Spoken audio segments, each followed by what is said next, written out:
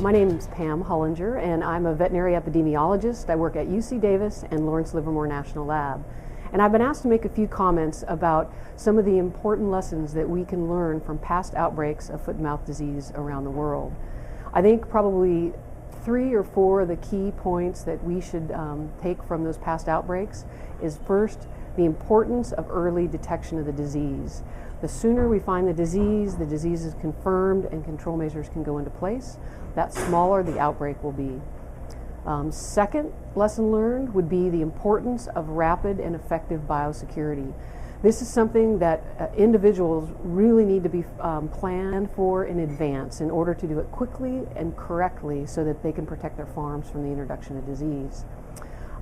Lastly, I think another really important thing that we can learn from past outbreaks is that if we're dealing with a very large-scale outbreak where we think we need to use foot and mouth disease vaccination, we need to be prepared and make that decision quickly, get quick access to adequate numbers of doses of vaccine, and have plans in place to get that vaccine into the animals so that the immunity in those animals can develop rapidly.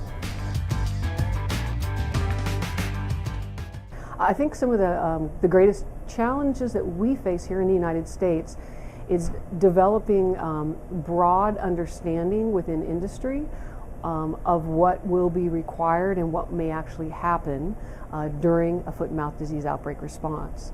Once people understand or have a better idea of how the outbreak response might impact them and their business, then they can be better prepared to implement necessary things like biosecurity and movement control to protect their farms and their flocks. I think one of the other great challenges that we have right now in the U.S. is with the efficiencies and the speed of commerce in our animal agricultural systems.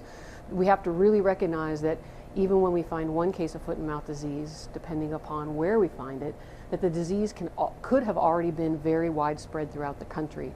So we need to get a very quick understanding of where that disease is and is not, and rapidly again put measures in place to make sure that the industry can continue to stay in business and move commodities safely without further spreading the disease.